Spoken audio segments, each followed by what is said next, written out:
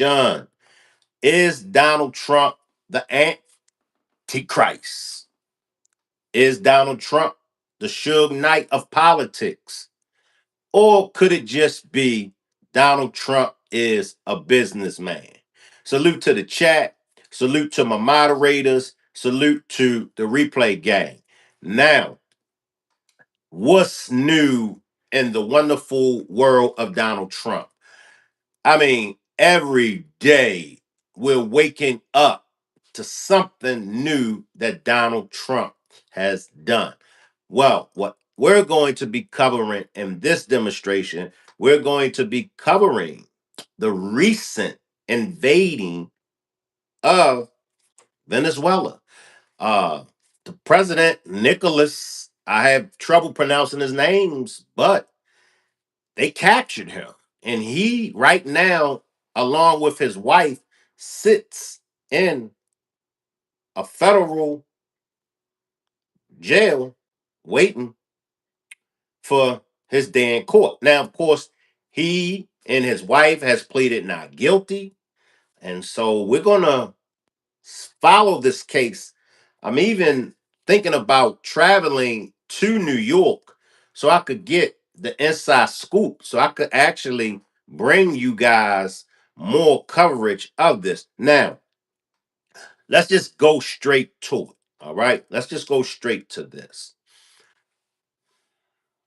because those are the three things that have been thrown out there when it comes to Donald Trump.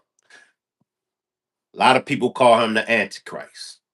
Some people say that he's, you know, full of BS, the Suge Knight demonstration, right?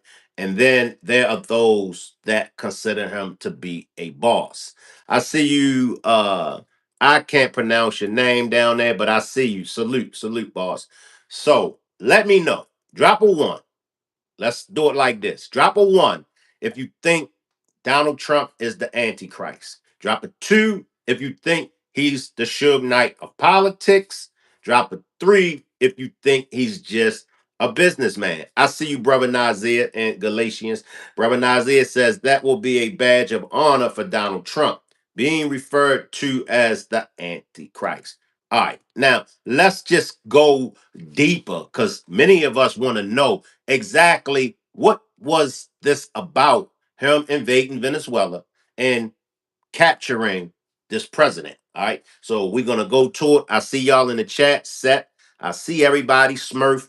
Let's just turn it over to 60 minutes and let's hear what they have to say. And I listened to it and I think they really covered this, but let's go to it. Perhaps no American official has spent more time face to face with Venezuelan President Nicolas Maduro than Roger Carstens. Carstens was America's top hostage negotiator in the Trump and Biden administrations. He freed a total of 65 Americans unjustly held in countries including Russia, Iran, and Maduro's Venezuela. Yesterday, U.S. forces captured the Venezuelan dictator and his wife. Both are in jail in New York tonight, awaiting trial on drug trafficking charges. Over the years, Roger Carstens convinced Maduro to release 20 American hostages. And in that time, Carstens got to know the man who is at the center of U.S. foreign policy tonight. So, before I go any further, as you can see, it has already been bad blood between the United States and Venezuela. Now, y'all remember, I think was it last year sometime when Trump first got into office, and y'all remember when the alleged gangs from Venezuela was trying to take over some apartment complexes in Colorado and I believe Chicago. And now I do know that this is not the United States of America first running with Venezuela. And I know a lot of people think that this was a mission that Trump started. A lot of people think that this was a mission that had everything to do with Donald Trump. But no, no. As y'all can see, they have some of our hostages. Now they're going to take us deep into, this beef with the United States and Venezuela. So I just had to add my 2 cents into that. The administration would paint Maduro as a bloodthirsty drug dealer. Is that the man you knew? I don't think so. And yet, um, let me answer that by this way. On one way, I could say I'm not naive to the crimes that were committed by the regime writ large. And if you're the president of a country, you of course have responsibility for what's happening in your government. Uh, on the flip side, I would say that being the person in the room with President Maduro, my job was to get Americans back, and that's best done by building a very human relationship. And in doing so, I didn't find him to be a bloodthirsty maniac. I found him to be a practical person, someone who wanted to find ways to solve the problems were faced by his country. When you first heard that Maduro had been captured, what did you think? In a way, I wasn't shocked. I think probably as early as August or September, in watching the different military moves and the diplomatic moves take place, it seemed that unless he were willing to make some sort of deal or accommodation with the United States, I felt that the possibility of Delta Force showing up at 2 a.m. was very real. Do you believe that the Maduro that you met was an international drug dealer? From all the information that I've received, I would say no. I think the country clearly touched drugs. And there's information. I always have to be very clear that I might see certain amounts of information, and there's always a treasure trove of information that I've never seen or never will see due to classification or compartmentalization. But what I witnessed was not someone who's necessarily hardcore in the drug business. And I'll be interested to see in how the prosecution goes about proving their case. Now let me just slide in. Now he's testifying that the president, Nicholas definitely wasn't a president, right? Now, was he into drugs? No, no. Now, you're going to hear him later on in this demonstration. They are going they're going to speak on another person is going to come through and is going to speak on, well, we can't necessarily say that he was the actual one that was selling drugs, but it was a conspiracy to selling drugs. His people around him was touching drugs. But see, here's my thing with that, and I can speak on that because I'm a content creator and I have close to 25,000 subscribers. Now, can I be held accountable for all of my subscribers? No. And I've been in situations. Where my subscribers have gotten into, some things on other platforms. Some of my moderators may be on another platform and they may get into it with someone and it will come back on me because people will feel like, well, Shank, those are your subscribers. Shank, those are your moderators. So most of the times people think that I sent my moderators to do some bullshit. Or most of the times they think that I sent some of my subscribers to do some bullshit, but that don't be the case. I can't be responsible for 25,000 subscribers. That's just what I'm trying to say. So as far as with this president right here, he can't be responsible for everybody around him. I mean, that's just my opinion. 63-year-old Nicolas Maduro was in power 12 years. In 2024, he lost his reelection bid, but remained in power and forced the winner into exile. Maduro ruled Venezuela's 28 million people as an autocrat, imprisoning his opposition and leaving the economy of an oil rich nation in shambles. Yesterday, the U.S. Department of Justice revealed an indictment of Maduro, accusing him in a so called narco terrorism conspiracy. And let me just slide in because I want to take Brother Nazir's comment. All right, Brother Nazir, and I'm gonna bring Miss Parker up as well. So, Brother Nazir says he just pardoned the former president of Honduras, who was convicted of smuggling 400 tons of cocaine into the USA. And I'm glad that you brought that up. But now let's think of the many criminals that Donald Trump has pardoned. So what are we doing here? Are we are we going to give Donald Trump a pass? You know, the many criminals that he's pardoned, but we're not going to give President Nicholas a pass. All right, I'm gonna let you slide in a few more seconds, Miss Parker. Let me just come back to this, and then I'm gonna see what Miss Parker has to say. These investigations aren't easy. They can be stressful and they can take up a lot of time. This one 10 plus years. And you have one of the investigators at the center of the case was Sandy Gonzalez. He served 25 years in the Drug Enforcement Administration, part of that in Venezuela and investigating Maduro. Close to 20 years ago, DEA, the Special Operations Division, started looking at high level drug trafficking in Venezuela. And it eventually led to high ranking military, police officials in Venezuela, and ultimately government officials. And Maduro was among them. Yes. What was the most significant evidence against Maduro? It's a state sponsored drug trafficking organization. So it's a massive conspiracy. And what I mean by that is not everybody is going to be holding the kilos of cocaine. But in a conspiracy, you link everybody together that's part of the chain. Maduro was part of that chain, first as a minister of foreign affairs and then later as a president. So when you're the president of a country and you are giving the green light to engage in this activity and you're putting people in critical positions in governors, ministers, heads of agencies, and allowing them to carry out these drug trafficking activities, you're just as guilty as the person making the drugs and transporting the drugs. But is it a matter of Maduro simply looking the other way? Or was he enriching himself from the drug trade? I believe the evidence is going to show he was enriching himself. It was much more than just looking the other way. There was direct involvement.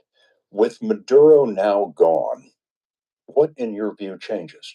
So it was a great step, but Maduro isn't the only person in that government that's involved in drug trafficking. There are still several DEA fugitives in Venezuela in positions in that government. The job's just started. Maduro may be gone, but the drug conspiracy remains. Yes.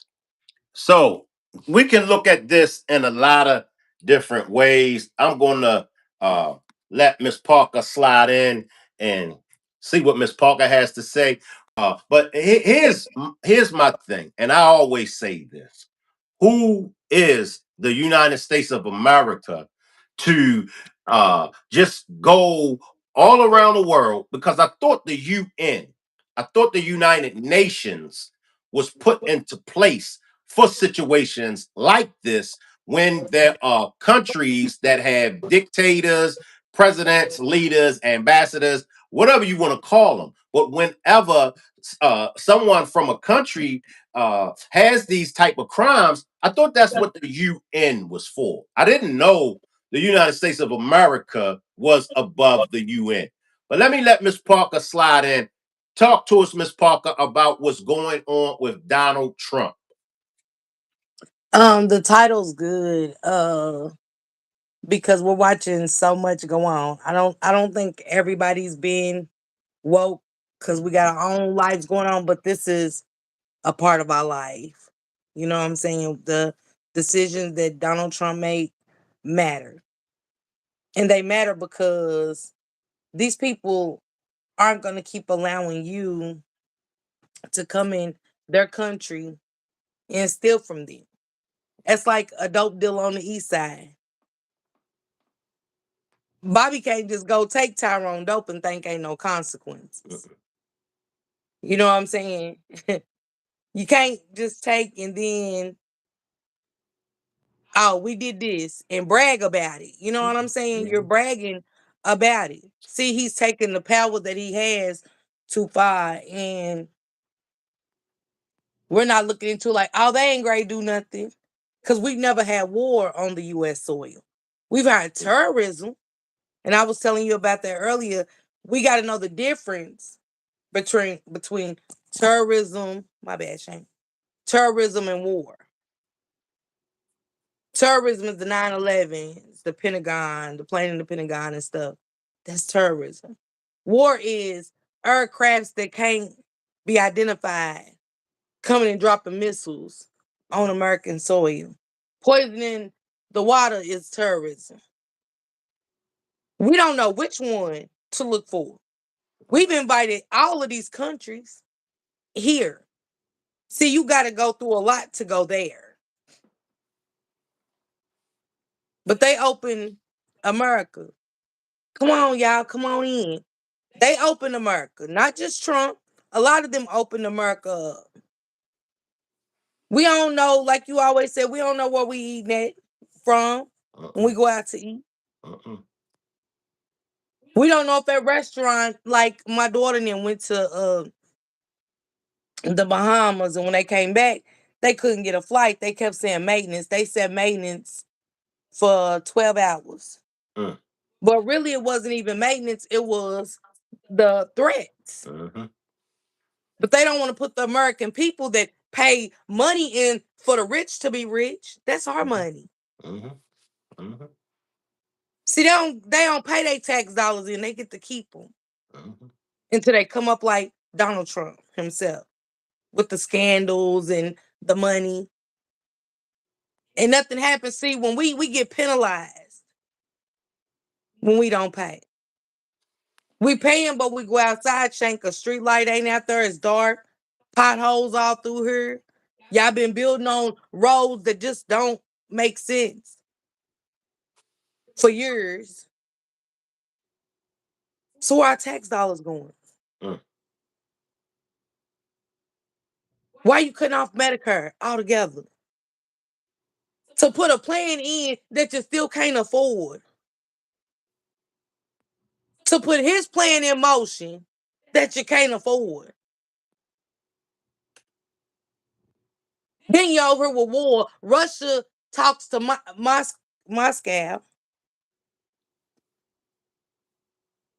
I mean, the Venezuela president. Let me rephrase. The Venezuela president talks to Putin in Russia. He said he talks to them in Moscow every day. So he ain't putting that out there for nothing. You know, sometimes Shank words say a lot. Don't it? It be the word you say. It be the key word for do what you got to do. Him bringing that up, pleading not guilty, says what to me? Hey, do what you got to do.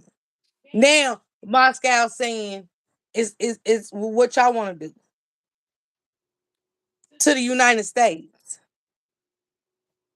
Trump ain't going out there to fight nobody. Say it again, Miss Parker. People's loved ones that's in the military is going to fight Hold that for thought. something that they didn't start. Hold that thought, Go Miss ahead. Parker. Hold that thought. Also remaining in Venezuela are a few Americans reportedly held in prisons who were not rescued Saturday morning. Former hostage negotiator Roger Carstens told us that Maduro held and tortured Americans who had been arrested for minor offenses. Everyone had a different story, but the bottom line is that they were arrested for something in Venezuela, and within a few days, they were eventually sent to the intelligence or the military prisons in Caracas. Once in prison, they were used as leverage by President Maduro in negotiations with the United States. But I can say, to my mind and my knowledge, and having read all the intelligence, there did not seem to be a concerted program to go find Americans to use them as leverage. It's just that whenever an American was arrested, they would end up being used as leverage. Now, let me just say this. Now, how is that going to work out? You know what I mean? You didn't look, they already have hostages, American hostages over there, right? Prisoners, whatever you want to call it. But they already got them over there. They already been mistreating them. Now we go over there, you send your troops over there to capture the president. What do you think is going to happen to these prisoners or hostages? Come in for a few minutes on that, Miss Parker. What's your thought on these hostages or prisoners that is over there? What happens to them now that they have that country's president? I mean, at this point, I don't think there's negotiations. Um, for the American prisoners that's over there, I feel that harm is gonna come to them. Um, it's already bad enough that they're over there. And the prisons over there are not good at all. It's worse than how people live in those countries. in the poor side. So I don't think it's good for the prisoners. And you already got to see, Shank. They just had a attack on the Jewish community on the beach over there. So with I think 11 dead, 11 or more dead, and it's situations that need to be handled before you just start a war. You get what I'm saying? To take oil, to take something that's not yours, like you were saying earlier today. You already took Mexico and wanted to change its name, Gulf the of Gulf of Mexico. Mexico. Like, you know what I'm Yeah. saying? Like, just just taking just because you feel like you got the power and the ability to do so. And what's crazy to me is that um these Republicans, knowing they have to run next year, is allowing this. The ones that sit in the Senate seats, the House, and stuff that they're pushing for this. And again, Trump is not a president, a politician. Trump is a businessman. It's a difference. Stay right there, Miss Parker. Stay right there. I'm gonna come back to you. What did Maduro want in exchange? I think initially I wasn't sure that he knew what he wanted, but eventually meeting with President Maduro and discussing what it is that he might want, he settled on person to person swaps. There were a few people in US prisons that he wanted to have returned, and that's what we ended up settling on over time. How many Americans are still held there? I don't have the numbers exactly anymore because I'm no longer in the government, but as I understand it, 4 or 5. In your view, should they have been rescued during this military operation? I think I would have loved to have seen that. I imagine the challenges of conducting a military hostage raid are significant. The advantage of doing it the other night when we eventually went to get Maduro is that you've already eradicated the air defense capabilities of the Venezuelan military. You've challenged their command and control architecture. So, adding on an additional mission of trying to get some hostages out, that might have been doable. But where are they? So, since we may not know where all of them are, you could find yourself having to hit 2, 3, or 4 objectives. And now you're taking it to a level of complexity that might have been too much for that night. It might have been just enough to get President Maduro, and then after the fact, work on trying to get the release of these remaining Americans. To release any remaining Americans and run Venezuela, the administration is speaking to Maduro's same government, now headed by Maduro's loyal vice president, Delcy Rodriguez. The U.S. did not leave troops on the ground, and Venezuela's repressive military, intelligence, and police units are still in place. Yesterday, the president said this about Venezuela's near future. We're going to run the country until such time as we can do a safe, proper, and judicious transitions. Democrats, including Arizona Senator Mark Kelly, are asking what's next. Yesterday, the president said, quote, "We're not afraid of boots on the ground."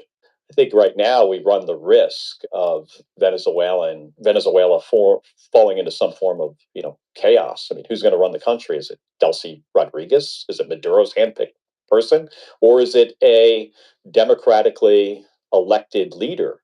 We should be on the side of democracy. I mean, we're the good guys here. Kelly serves on the Senate Intelligence and Armed Services Committees. Let me stop this, y'all. I heard him say we are the good guys. What makes us the good guys? Also, Miss Parker stated that Trump is a businessman, right? Now, as Brother Nazir stated, it wasn't an arrest, it was an abduction. They pretty much abducted this man from his own country. I'll just go keep it real with you. Slide back in, Miss Parker, on Trump being a businessman. That's what I'm saying. You can't go to the east side, kidnap Tyrone, and bring and steal from Tyrone's house, which is Maduro's country. And you just gonna go over and kidnap the man and steal his product and come back like, hey, yeah, and think that Tyrone's boys ain't about to retaliate. Right. Or it's either gonna be an eye for an eye. And this is my thing. Everybody got intelligence. Everybody got intelligence. See, they country, they're a little bit more freelance than we are over here. But at the same time, everybody got intelligence. And the thing is that I don't get about this president is he don't care about the bloodshed that's gonna come behind this. It's gonna be children that lose their lives by the thousand. It's gonna be innocent women in their country. It's gonna be people here. It could be us, Shank. We don't know what, like I Yeah. said, they got boats too. They got submarines too. They got people still here down in Florida and all these other places Mhm. that we don't know what they're going to do here. Most of the time, our military trains them. Yeah. And let me just say this, and everybody, I don't care what walk of life you're in, I don't care what lane you're in. Everybody has either been in this situation, everybody has seen this situation play out before. We all know how this situation plays out. It's like Debo. Remember, everybody on this block was scared of Debo. Now, like Smokey said, he don't be pulling that on them fools around the corner. Debo knew who to push up on and who to bully. But what happened to Debo that Friday? Debo got his ass whipped on a humble. He got his ass whipped on a humble by somebody that was scared of him. Because Ice Cube, the Craig was scared of him. However, when Debo smacked Debbie, I mean, Ice Cube had to step up. My point is this: you have a lot of countries around the globe that hates the United States of America's guts. You don't think somebody is tired of the United States of America bullying everybody? I talk to people, and the first thing they say is, our military is strong. Debo was stronger than Ice Cube. I can go back in time. I've lost a fight or two to somebody that I was stronger than. I'm sure we all can say, yeah, we all been there. So, like Miss Parker said, now comes the aftermath. As the American people, what are we going to do? Because we got to know repercussions is coming. It's a and I got to be careful how I use my words because I was in church the other day almost cussing, but let me use my words wisely. We are about to witness war, and you're not ready for war. Get ready. Get ready, get ready. Miss Parker, I gotta go back to my man right here real quick, but then I'm gonna come back to you. Give me a second. Isn't removing Maduro good for U.S. national security? I think having Maduro out of the country, now in New York, being prosecuted for his crimes is a positive thing. The big question is just what comes next and who winds up in charge in Venezuela. They weren't thinking ahead here. Now they say they're going to run the country. What does that actually mean? I think this president needs to do a much better job articulating to the American people what is the plan going forward here. And then explain to the American people what is this really about? Is it about law enforcement? Is it about drug smuggling into the United States? Is it about regime change? Or is it about what the president said 20 times yesterday? This is about extracting mineral rights, oil from a foreign nation. He hasn't made that clear. Yesterday, the president said it was about drugs. The illegitimate dictator Maduro was the kingpin of a vast criminal network responsible for trafficking colossal amounts of deadly and illicit drugs into the United States. As alleged in the indictment, he personally oversaw the vicious cartel known as Cartel de las Solis, which flooded our nation with lethal poison, responsible for the deaths of countless Americans, the many, many Americans, hundreds of thousands over the years of Americans died because of him. In an interview today, President Trump threatened Venezuelan Vice President Rodriguez with what he called a fate worse than Maduro's if she didn't cooperate with the United States. Roger Carstens has negotiated extensively with the Venezuelan vice president. The Venezuelan vice president is now in charge. Yeah. Her brother is the head of the National Assembly. Are these people that the United States can work with? When you take a look at Delcy Rodriguez, she's a lawyer, and lots of international experience, hardcore technocrat. And I would say in my meetings with her, I found her to be pragmatic and rational and reasonable. But the vice president has said that she wants Maduro back, wants to have nothing to do with the United States going forward.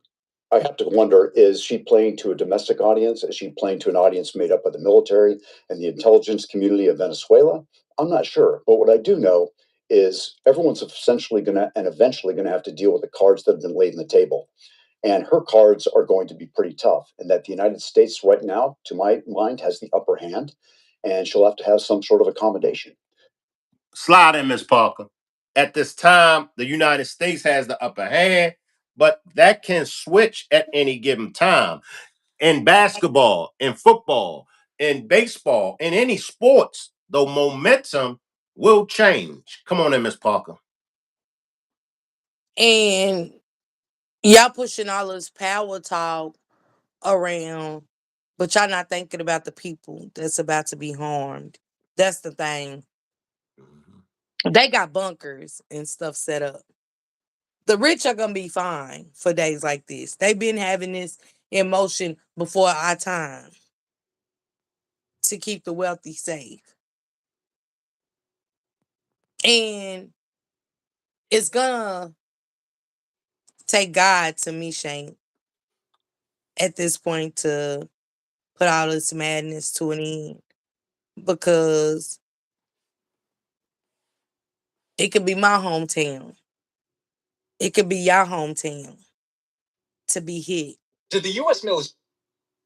And then what? He's had this set in motion before he came in to being president. What he wanted to do with these people. Anybody that don't kiss Donald Trump's behind and be a yes man, this is what it turns into. It was the tariffs. You know what I'm saying? Business been running smooth, and I get it. Mel said something like, they owed us, woo to woo, woo to woo. Man, y'all know how much money they owe us here? We see as black people, we be worried about them owing us. We been owed 40 acres and a mule. Did we get it? But we always worried about who owe us. No, who owes you is where you are, the American people. That's being paying taxes. And you wonder why what they take out, you got to get deductions and all of this, but you work for that money all year round. Do Venezuela owe us that? No, America owes you that. See, we always ready to blame somebody else that ain't got nothing to do with what's happening here. The same way they was giving out billions of dollars for condoms. But we don't want to talk about that. We don't want to talk about how the American president and all them takes money out of this country when we're over here with homeless people all up and down the sidewalks, can't go to the park now because of needles and some more stuff. Focus over here, Mel, in our country. What they owe us. With our tax dollars, why do our black communities look like that? Why do we have to go find grants and stuff? versus go to our town halls and say, hey, we need this to build a playground. The kids over here don't got nowhere to play. The elderly ain't got nowhere to go and sit down and take a breath and get some fresh air. Where's our tax dollars going? Why is it potholes in the black community still there forever? Where's our tax dollars going? Shane? That's facts. Salute to the chat. I see the chat. Finish cooking, Every Miss time they Parker. go hungry, you want me to wait? No, finish cooking because in about 2 minutes I'm going to go to was did the US really just kidnap Venezuela? Did the US kidnap the president? But you finish cooking, Miss Parker, for about 2 more minutes. Finish cooking. So that's what I'm looking at. He ready to take our president mail is ready to stop benefits during the holidays when the families count on it the most. Do I agree with that? No. Do I think that we should take some funding of all the tax money, the unclaimed? They always want to call it unclaimed. That ain't unclaimed. That's somebody's money. Y'all know exactly whose money it is. We got to go look online to see if we could ever find our name to get unclaimed money. Right? Teach. But we over in other countries passing out meals. When Hurricane Katrina happened, they was in another country passing out meals. Why them people was down there dying at the dome? Teach. It didn't just start with Trump. This is all the politicians. So where's our money going again? What was New Orleans tax dollars going? Teach. Now we got a president sitting here ready to stop Medicaid altogether to hurt us, and we talking about what Venezuela owe us. Why he didn't get it last term? Because you don't just accumulate billions in this course of time. So why didn't Trump get it last time since we owe so much? Stay right there, Miss Parker. Make sure y'all double tap the screen and get my likes up. We got 86 watching with only 15 likes. Make sure y'all double tap the screen to get my likes up. Help push this demonstration out into the algorithm. I see everybody down there in the chat. I will come to the chat. If you have a comment or a question that you need my immediate attention, just put it in a super chat. Click on the $ symbol and purchase a super chat. Terry just kidnapped Nicolas Maduro? U.S. President Donald Trump says the American military has captured President Nicolas Maduro and his wife. Maduro said that he was kidnapped from his home in Caracas. Kidnap is a loaded word because it implies illegality. Maybe a more neutral way of describing Maduro's capture is as an abduction.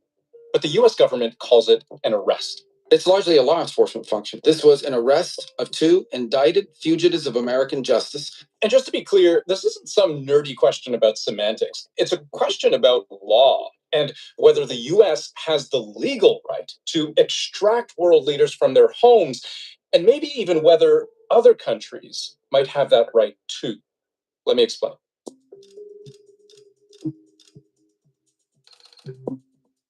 If there's something that feels off to you about one country unilaterally claiming the authority to waltz into another and then put their leader in cuffs, it's probably because your perspective is rooted in international law. Article 2, subsection 4 of the UN Charter is pretty clear. All members shall refrain from the threat or use of force against the territorial integrity or political independence of any state. Okay, so the UN, whose membership includes both the United States and Venezuela, and virtually every country on earth, it forbids its members from breaching each other's sovereignty by force or even threatening to do so. The consensus after the Second World War was that the way to prevent the Third World War was to ban completely the use of armed force among states to resolve their disputes. At the Nuremberg trials after the Second World War, it was an American prosecutor, in fact, who argued that the crime of aggression, one country against another, was the supreme international crime. That to start an aggressive war has the moral qualities of the worst of crimes. Not to say that the US is starting a war here, or that even if it were, there aren't exceptions that allow it. The only two circumstances would be the exercise of the right to self defense. The second circumstance is where the Security Council has made a determination, for example, of the threat to international peace and collective security, or the existence of an act of aggression, or threat to peace. But here's the thing: the US most certainly did not have Venezuela's consent to abduct its leader. It also didn't have the permission of the UN Security Council. Self defense? That's trickier.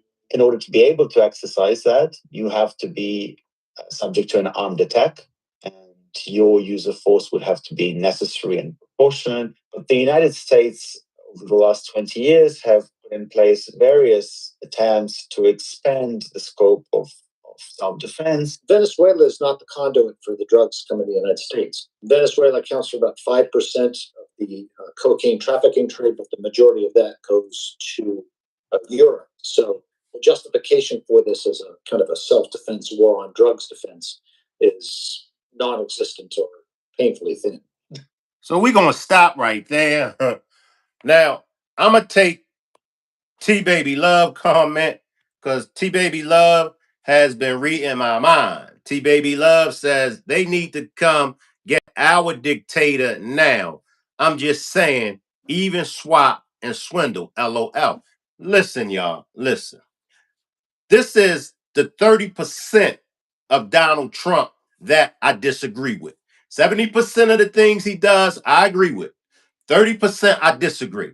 I disagree with Trump going, well, not him going, but I disagree with Trump sending American troops to abduct Venezuela's president. I disagree with that. My opinion on things, I asked the three questions. I asked, is Donald Trump the Antichrist? Is Donald Trump the Suge Knight of politics? Is Donald Trump a businessman? In my opinion, Donald Trump is the Suge Knight of politics. I'm going to let Miss Parker come in, and then I'm going to finish it up with why I call Donald Trump the Suge Knight of politics. Come on in, Miss Parker. I agree with all three. The power's being overextended. It's almost like when I first seen him come back in January and he already had all those switching all the bills, turned down everything, trying to take the Constitution out. The first thing I thought of was he is the Antichrist. You know, he came in foul and moving fast about doing it. And I remember having to talk with the kids because I was like, hey, it's time to get y'all shit together. What's the plan? What's the plan? Because I seen him, I mean this metaphorically, not magically. He's doing stuff metaphorically. When you read the book of Revelations, you see a lot of this.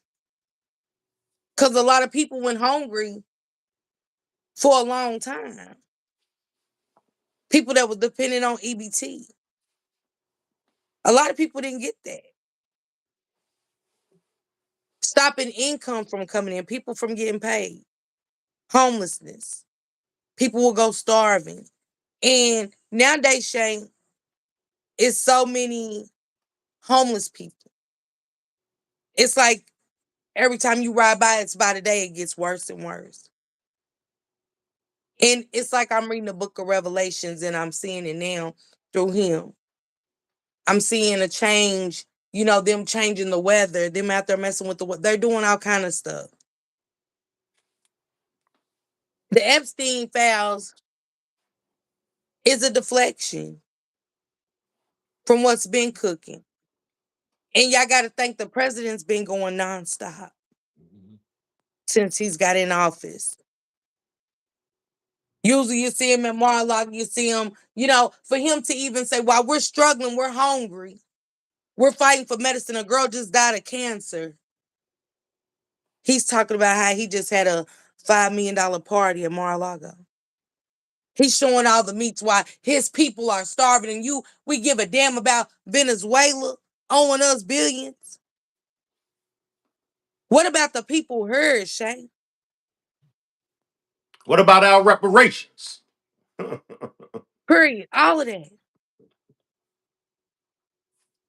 Now we got him kidnapping the people up in Congress because they won't go. When we start doing that?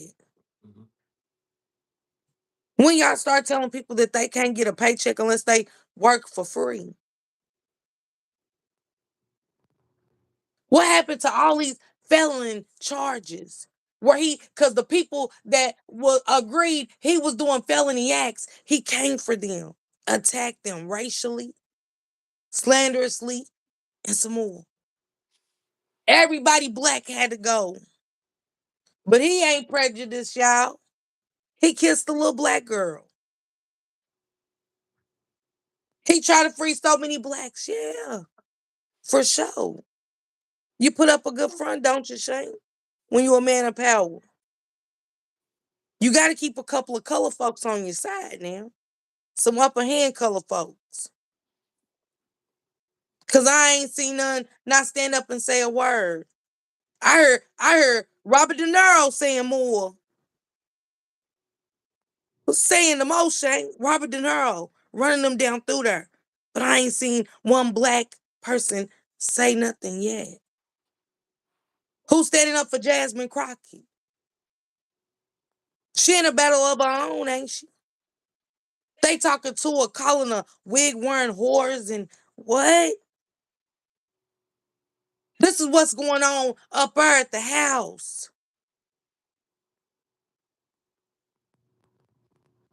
We are doomed.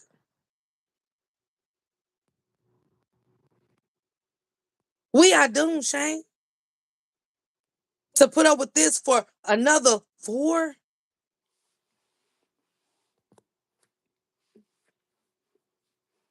And this is happening. We're at World War III. It's here, everybody. World War III is at our front door. I say that Donald Trump is the Suge Knight of politics. Suge Knight coming in the game.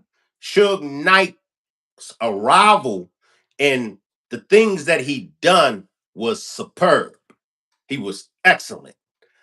The music industry for black folks, the music industry for artists needed Suge Knight. What did Suge Knight do? Suge Knight got a lot of those artists that was in those jacked up contracts, Whitney Houston, Jodeci, and the list goes on and on. Dr. Dre, Suge Knight got them out of those jacked up contracts. His beginning, his arrival was excellent. Donald Trump coming into the game was excellent. He's a businessman. He came in. He came in to make changes, right? He made a lot of changes. He came in. He stood up to the powers to be. Same way Suge Knight. He acknowledged and saw all these countries that was sending or allowing their citizens or their people to head for the United States of America, because I'll say it again.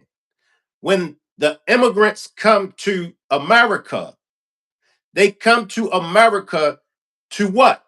Because for many of them, it's the land of milk and honey. For many of them, their conditions in their own country is 10 times worse than it is in America. But the benefits that the immigrants get that the black Americans and white Americans don't get, those immigrants can send they American dollars back home to their third world country where that dollar, where that US American dollar triples. So they're coming here. They're coming from all over. Donald Trump, just like Suge Knight, we ain't playing this. We're going to put an end to this. We're going to get tough around these borders. All right. Obama. Obama had the same mind frame that Donald Trump had. Don't get it twisted now. And don't think that Obama wasn't shutting things down too. He was shutting a lot of things down. But I'm not going to get on Donald Trump. I'm not going to get on Obama because this is not an Obama demonstration. Now, when Biden and Kamala got into office, they dropped the ball. They dropped the ball. So now here comes Trump. Trump has to pick it up. He's doing what he's supposed to be doing. He is. He's looking at, like I said, the borders. We got to put an end to that. He's looking at how other countries are getting away with the tariffs. He's watching. But just like Suge Knight, after a while of the good things that Suge Knight was doing, after a while, Suge Knight started to get drunk off of his power. That's what Miss Parker said early on in this demonstration. Power is a MFer. You give anybody power, and if they don't know how to use that power, they're going to self-destruct, just like Suge Knight, and they're going to self-destruct, just like Donald Trump is beginning to do. He's beginning to self-destruct. His power has went to his head. He's starting all kind of wars. He's the man. You know what I mean? But another thing that Miss Parker said, they got bunkers. Donald Trump got bunkers that he could go to when this thing kick off. World War III is here. What are we going to do? If you're not old-fashioned, I feel for you.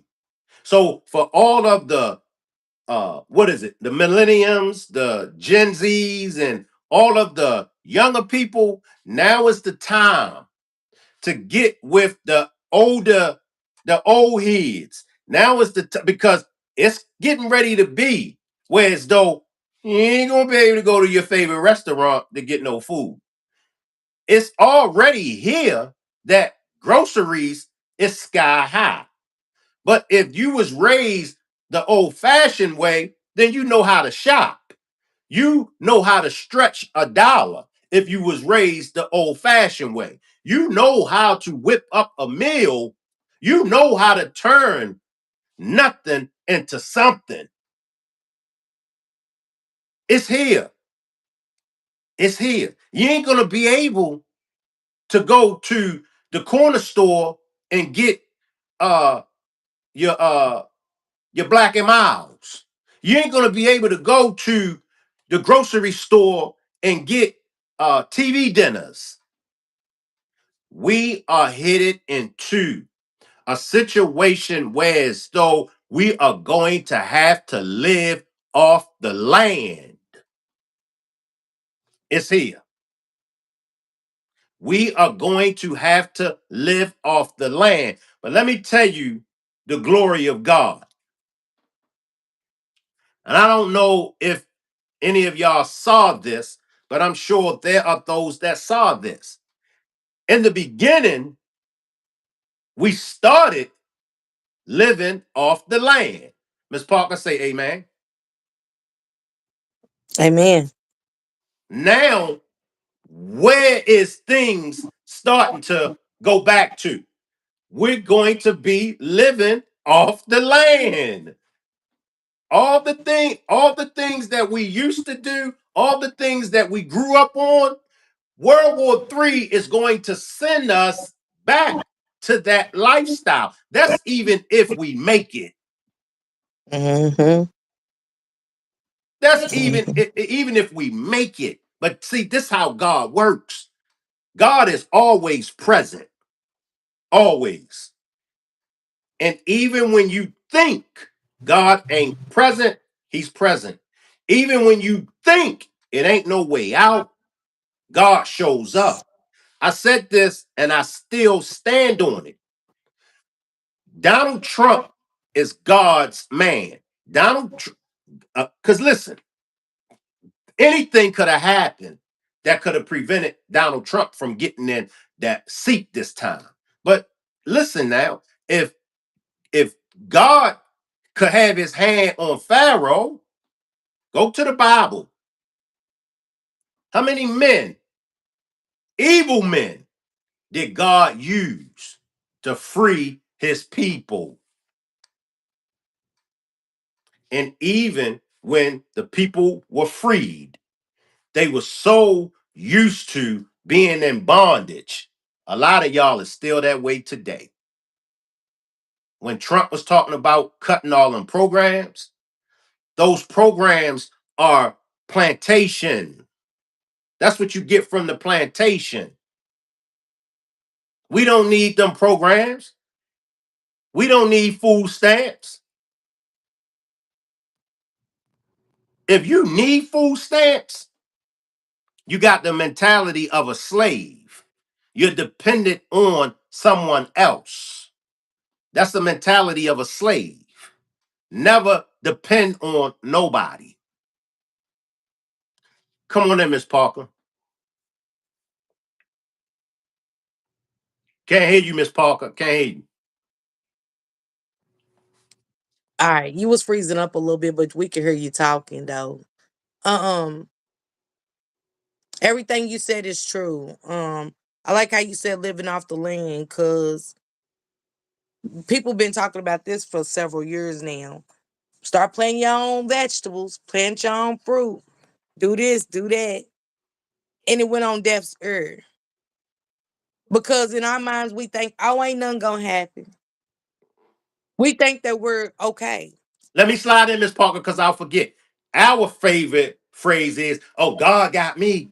Oh, I got Jesus on my side." Come on, Miss Parker. And you know, God got us, but you know, the Bible speaks to this too. You know what I'm saying? He got us, but you have to read his word to understand. He never said war wasn't gonna happen. He said it was gonna be war. If you go back to the Bible, the end of days, he said it was gonna be war after war after war after war, talks of war and all that. He even said talks of war. And he said that man will try to bring peace, but he's the only one that will bring peace on this earth. I like what Latasha said. God gave you a brain. Come on, Miss Parker. Yeah. And the devil, he let the devil come down to do his thing. And sometimes we be looking at demons, we be looking for a ghost in the house and stuff like that when Trump and them are the demons. The politicians really are the demons. If you go back, it talks about the Illuminati when it comes to the politician. Because it was built off of satanic rituals, powers, where you can come up with all of these laws. Mm, People have to do what you say. mm, And when you look at the laws, where they help anybody at, Shane? mm. Teach. Think about it. Where they helping? If we had a freedom of speech, you could be able to protest. That's just your freedom of speech walking around with a sign saying justice for this person or free this person and stuff. That's when we had it. See, Charlie Kirk and them got freedom of speech. A black man walking around to these campuses, talking that talk would have been gone. That was a setup too that didn't work. They wanted to deflect about what was happening, but they really wanted to put it on black people. Cause see, they was up there firing all them people in the FFA, all them black people. Charlie Kirk really on his mission to go around and talk about black people and transgenders. And look what happened. When they pinned it on the dude, Shane, it wasn't that boy. You see how they'll throw their own kind. They couldn't find a black person in the mix of the racist rally. So they had to pick somebody, even though it was their own people that took them out. Mm. It was their own people, Shane, You that took remember? Charlie Kirk out. Remember? They sending threats to historical black colleges. Like, you do know that wasn't a black person in sight, first of all. You do know it wasn't a black person that took the life of Charlie Kirk. It was a white boy. Any last words before we get out of here, Miss Parker?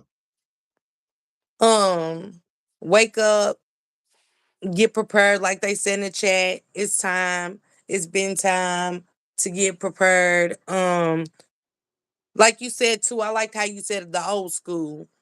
Stick to the old school way. Um, for those that didn't listen, I know we mad. People like me are mad that we didn't listen or take picking green beans in the kitchen and mad as hell about picking them green beans and doing stuff that my daddy the country way.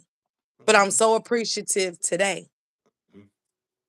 I'm so appreciative today because it was a lot of work put into the kitchen back then. Versus, like you said, going to that microwave, popping some stuff in there, and being done in a matter of seconds. Living off the land takes time and consistency, Mm-hmm. and that's what we're gonna have to go back to. Mm-hmm. You gonna have to go back to fishing. You got to go to making and building a fire. Ain't no fireplaces. Mm-hmm. You got to go get that lantern. Mm-hmm. Flashlights and batteries only gonna last so long. Are you even prepared with that?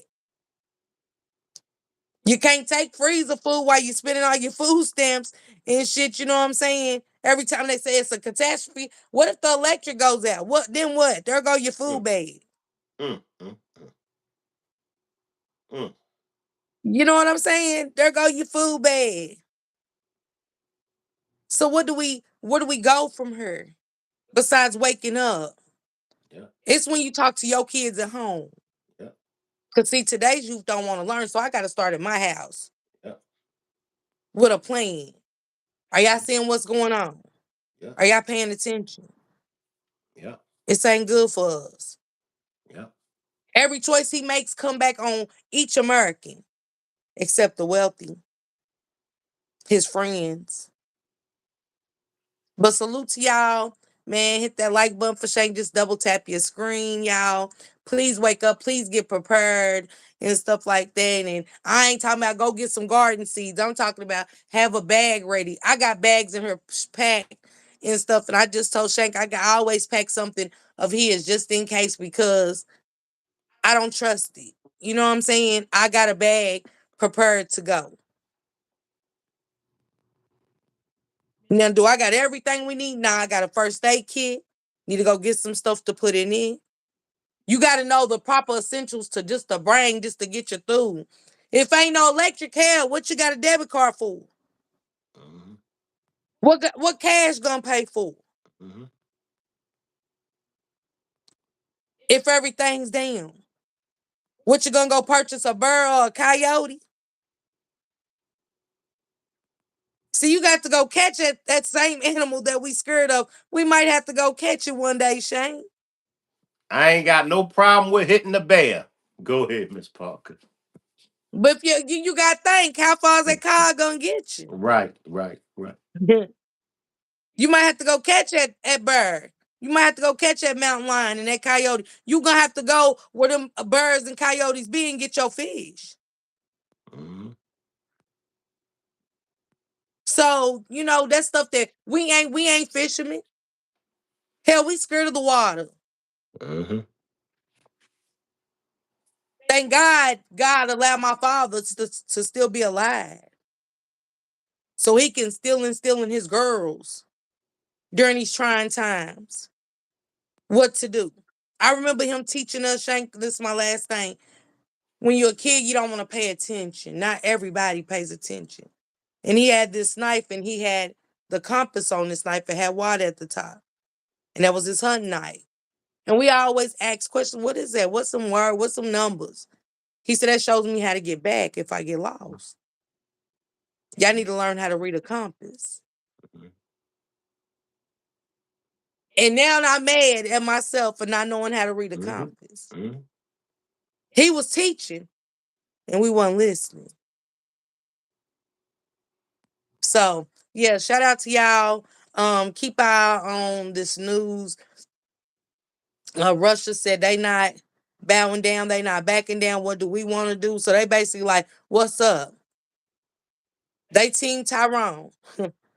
You don't kidnap Tyrone, we rock with Tyrone.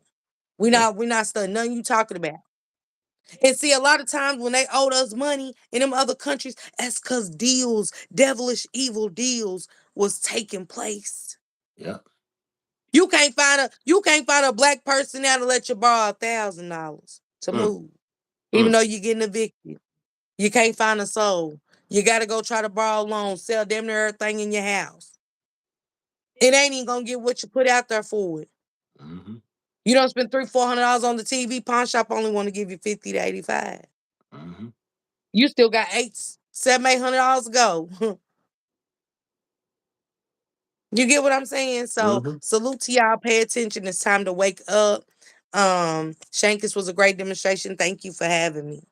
Appreciate you, Miss Parker. Salute. And I'm going to see everybody back tomorrow. I might come back 10 p.m., but definitely make sure everybody pull back up tomorrow at 5 p.m. I will lead the chat running and you all can hang around. Salute everybody. I'll see y'all back either 10 p.m. or either tomorrow at 5. The U.S. has argued Nicolas Maduro is the head of a narco terrorism operation and that the illicit drugs funneled through Venezuela amount to a weapon of mass destruction. Weapon of mass destruction? Weapon of mass destruction. We formally classify fentanyl as a weapon of mass destruction. This could be the beginning of a self defense argument that the breach of Venezuela's borders, killing reportedly at least 40 people, and capturing Venezuela's president are merely parts of a preemptive strike to prevent the loss of American life.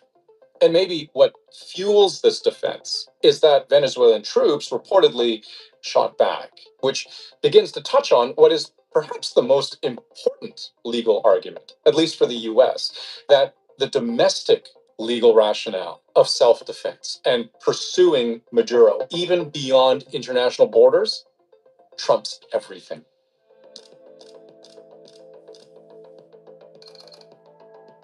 Part of what makes the legality of Maduro's arrest so confusing is that we're really talking about two types of law. There's international law, and then there's US domestic law. It was very telling to hear Secretary of State Marco Rubio say this in an interview with ABC News.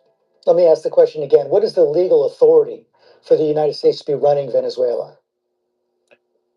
Well, I explained to you what our goals are and how we're going to use the leverage to make it happen. As far as what our legal authority is on the quarantine, I'm very simple. We have court orders. These are sanctioned boats, and we get orders from courts to go after and seize these sanctions. So that's, I don't know, is a court not a legal authority? Put simply, U.S. law is what grants U.S. law enforcement the right to do what it does, which is to arrest people. And there is a years long legal case that has been built up against Nicolas Maduro, as we can see in this brand new unsealed indictment.